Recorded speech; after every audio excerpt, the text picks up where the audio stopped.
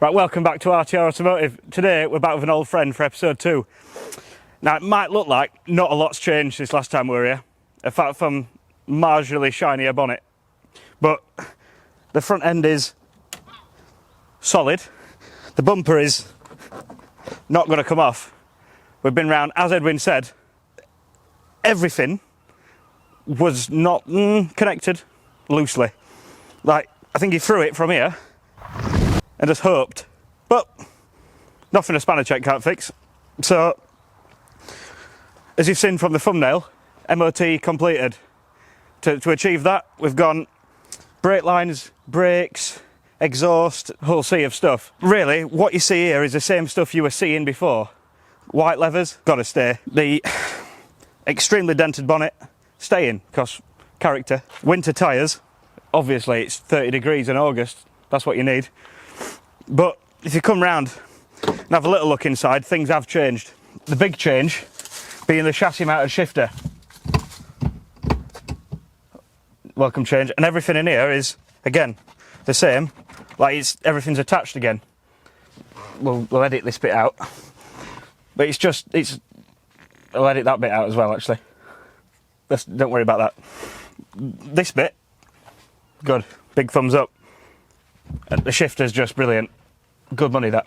Like no money, like £80 or something for a chassis shifter. We'll see how long it lasts, but I'm happy. If we step back a little bit more, you'll notice in the back that we've got all the spec. White levers, door cards in the back. Look for the back seat passengers to be extremely comfortable. Yeah, it's just had a really good clean. You can see that. It's very white. Colour match is really good. Rust still present. This, if you remember from before, was silver. Now a nice fit shade of scratch black. It's not been empty for years. Just all right. We're getting there now. Like progress-wise, as a running driving car, it's there now. Exhaust on, yeah, it's crusty, but the gift that keeps on giving, the Calypso Red E36, gave up its exhaust. Its rear valance, odds and sods trim-wise, but really, it's mostly the same car you saw before, just a little bit cleaner. And again, all the spec, with the extra keep fit windy windows with the knob missing, and drum brakes, the finest of stopping powers. You'll notice in the last video we did put a radiator in. It may have had some holes in it, so I ordered a new one. That's fitted up with all new bushers and clips, and wiring is routed really nicely again. That's a big care on wiring routing. Everything's tidied up. All right, new fluids in everything, brakes, gearbox, engine, everything is new. And it's like, there's more movement in the tyres than there is the grille now. And I'm going to remove this with the most care. It sounds just like a Golf. But that's enough talking. Let's get out on the road and see what it's like. Here we are then. Well, we're attempting to pull out, but again, traffic strikes once more. I'm gonna have a little run out, only a couple of miles, just get a feel for the thing, see what needs doing for the next video. We can all learn together. So one thing that does need sorting is this seat position. So I am way too high up, but this is on the maximum low. Like, look, I'm not a tall man, as I'm sure we've all learned from watching me for the last few weeks. But I feel really tall in here, or the steering wheel's either low, something. Geometries are out. But for a stock exhaust, I think it does sound well, if you can hear that through the microphone or not. But no, I think on the whole, the car's quite good.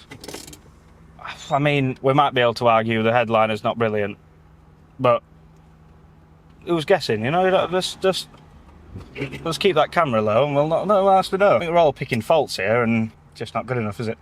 It's just, look, we'll shut that. I'll put my hand here. Can you even tell? No, it's like a new one. Like, you don't know if we're sat in a G80 or this now. That's how good it is in here.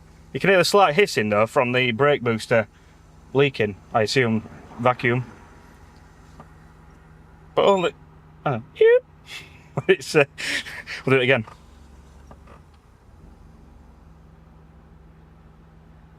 It's not done it. Nice, see, I fixed that. Well, just honestly, like old BMWs, well, old cars in general just have character, don't they? Oh God. No one even noticed that then. It's all good. It's hot in here. Obviously the aircon works. So, oh God. But really, like on the road, steering feels good. Pedals are good, the throttle response is good. The electric window works. Which is...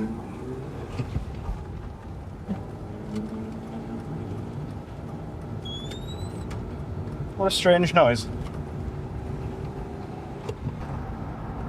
The shift is fantastic on the road. That feels incredible. 4th to 5th. That is incredible. And it looks so factory with the gear gator on. I didn't think this would all fit. Because the mech's like here, it's really high up. I thought, oh, it's not going to work, but luckily we slipped that together.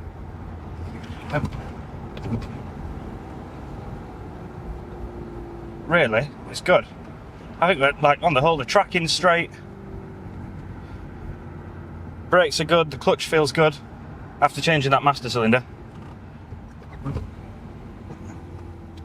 And really, if I put a door card on this, you'll be able to use this every day. It's comfortable. That's what you guys think. What were the votes on the comfort? Are we thumb up or thumbs down? Nice. See? Little victories and I'll take that. Shall we see if this works? Asthmatic mouse, but something is happening. Nice. I mean, it's making more noise than it is moving air. At least you know it's trying. Oh, look at that now, it's like being in a wind tunnel. Whoa. It's just disappointing, isn't it? And your parents say, I'm not angry at you, I'm disappointed. That's what I am with this heater control at the minute. That's just poor. Top level journalism from Scott again there. Sure, you're tuning in every week just for that. What I've noticed is, during this drive, this light has decided to illuminate itself. Which I assume is the brake pad wear sensor, which I did not know it had. Was unaware that in 1991 they were doing things like that. The clock also hasn't changed time since I set it on Saturday. It's now Monday for context. And it appears not to, so it goes back, no worries, forwards, stops, 10 minutes in advance of what it was previously set at. So it's 5:15 again for reference, and that is saying 3:46 for wishful thinking. Really, is it really far ahead or really far behind? Like who really knows? That's like the half empty, half full glass argument. That's one for the comments. I'll leave someone with that. That brake squeak is really annoying. That's top of the list for the next video. I can't listen to that any longer. Every time I come off the brake pedal, like just no. I've had enough of that already. And how far are we in? 10 minutes? 7:25. 7 minutes and 25 seconds in. I've had enough of that squealing thing already. Sometimes it's really delayed. Like that was a long time. Get some revs up here and see where she goes like.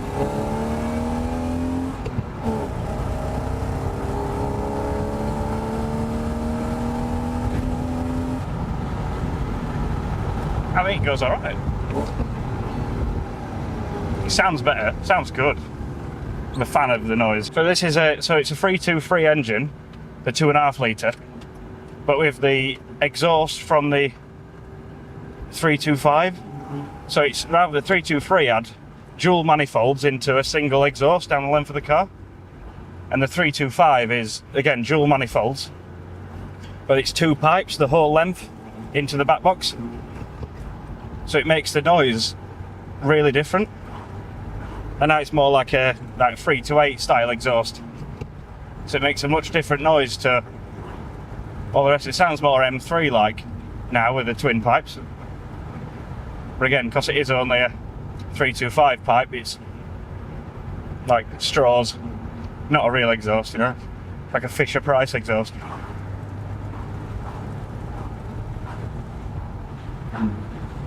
Bit of a misfire down low in the revs. Maybe a Vanos? A Vanos solenoid or I know, potentially crank sensor, I'll have a look into that. So you feel it there, like bip, bip, bip, bip, and it clears. Like at the top of the revs, it's fine. But down low, it's definitely got a bit of a wobble. Oh God! The like 5,000 profile tyres we've got on are characterful over bumps. I think that's the nicest way of describing them.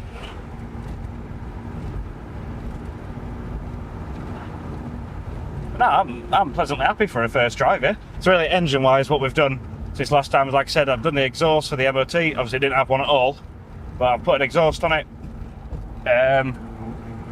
Intake has been like I've had to smoke test everything because I was concerned about an air leak with the air filter flapping about. So we did the intake. I had all the injectors flow tested. Edwin did say that it had a bit of a weird misfire on idle, and all I've done is test everything and put it back together, and I appear to have fixed the misfire, which is a win. I'm expecting like that, whatever that like misfire is low down in the revs is the same thing Edwin was experiencing at idle. So maybe a crank sensor, or you know, that brake booster leak maybe, because that didn't, when I did the smoke test, that wasn't visible. So I think it only does it when you press the brake. So maybe, I don't know. That's a big guessing game at the minute. Oh, something else I bought for it. I've got a purple tag quick rack, and I've got a some E36 330i front brakes, and then E46 325i rear brakes when I put the rear assembly on with the limited slip diff off the purple car. A month or so I reckon, because I've got to get that rear end off the Calypso red / purple. For Edwin's. Yeah, that's hopefully I want the LSD in, all the brakes and new suspension for when we go to Chelsea Walsh with all the Auto Alex guys and Top Dead Centre, all the gear, when we go and see them boys. And we have our race with Edwin. Place your bets on that one. I need suspension. As the rear end, I've got like blasting, powder coating, bushers, the diff, but I need to build the diff. And really, it's just a bit of another tick box exercise of work through this, work through that. But yeah, we've got about 5 weeks, I think, until Chelsea Walsh. So we've got ample time to dial out some problem. Oh, I've also, just while I remember, I've got a STW front splitter, like the Super Tourers back in the 90s. I'm sure there'll be some photo of it here, like what it should look like in period. White E36 in the thinner livery, which was, I think, the best looking one. The brake squealing thing is annoying, but the brakes work. The shift, incredible, really happy with that. But the next step, I think, for this car is, I think we spoke about it in one of the other ones, but we'll go over it again, is the rear end. So the whole subframe, diff, drive shafts, brakes, everything are coming off the Calypso red purple donor car. So that's a medium case diff, so I can have the fatter shafts on, and then down the line a little bit of headroom for the bigger engine down the lane.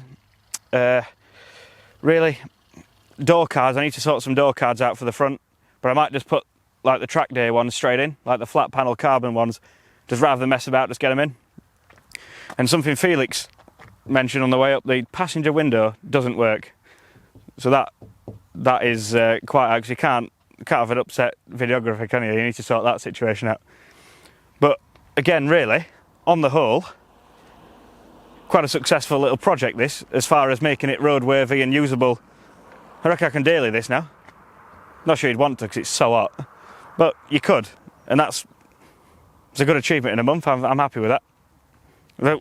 I'll show you when we get back all the immobiliser wiring that I took out of this car. Remember the little phone? That's all out. The Clifford system, there was somehow a Viper, a Clifford, all in one. Like, the 90s was a magical time, it seems. All that's out, but I need to show you the amount of loom it was this big, like the big pile of wires. All black, of course, as well, so you don't know what anything is. So I had a good time removing that. But no, For driving, there, I'm going to give it an 8 out of 10. Fix that squeak on the brakes. I'm happy. Maybe misfire. I'm not sure, because it's weird. 'Cause it goes when I don't know what the rev's at, because, again, I might have been a bit daft. In that the Calypso red purple car is a 6-cylinder car from factory, and the clocks are different. I assumed, we all know what assuming does, but I assumed this had 6-pot clocks in it. It appears that it doesn't, so we did 18,000 revs on the way up here. So I dare say they're 4-cylinder clocks. But what I did was, I sold the 6-cylinder clocks out of the purple car. So, I think I need to sort some of them as well. So well done, Scott. Honestly, disappoint myself sometimes, and that was a big disappointment. But really, I've given the car a little bit of a lick over with the... It is white. You can see the door where I haven't done it. I don't know if you can see that, but it's weird streaky and a little bit flat. The wing, it's like it's just been painted. Perfect. Well... bit of a push, but confidence wins, eh? I've got to show you these revs, it's brilliant.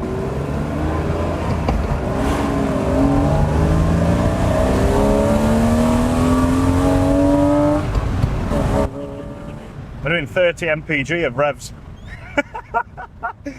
Well done, Scott. Nice job on selling the 6-pot clocks, you idiot. There's something that needs sorting as well. I'm in gear there. And there is a little bit of side to side. Oh yeah. Oh yeah, that makes yeah. That's so much better. Also, thinking about it, I think there might be a slight advantage when we race Edwin, because this is still a 316. So we might have a marginal power advantage. Power.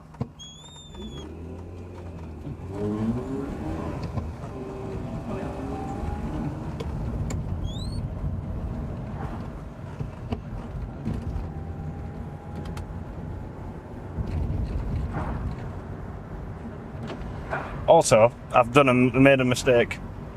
This window switch is usually you'd think that the one furthest away from you would be up, so this will be up, this will be down. However, I appear to have fitted it backwards in there, and this one is up and this one is down.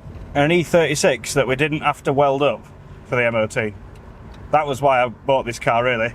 Just 'cause I didn't want to have to put sills on it and arches and all sorts of terrible things. That was the big selling point of this car. So the fact it had no advisories for any rusty related things is handy, really. That was the whole point of this car existing to me. That misfire is like not as bad now it's warm, but you get to what the dash is telling me is like 6,000 and then it clears. Said misfire, which I'm going to assume is like 4,000, around where like the Vanosses are both fully going. Maybe we've got a sticky Vanos solenoid. That would make some sense to me.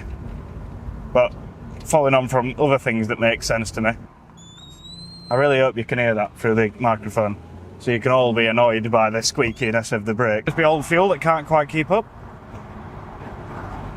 It's everything tested right, like the injectors and everything, so maybe... Oh, MAF sensor? Oh, Christ, honestly, there's like too much guessing going on here, it's stressing me out. If anyone's got any ideas, DM us on Instagram. RTR_automotive on Instagram. And let me know what you think's going on there, because that is... Hopefully by the next video, I'll have an answer for you. If not, I'm going to need your help now. The phone. I'll be keeping that just for the memories. But that is the immobiliser loom. That is...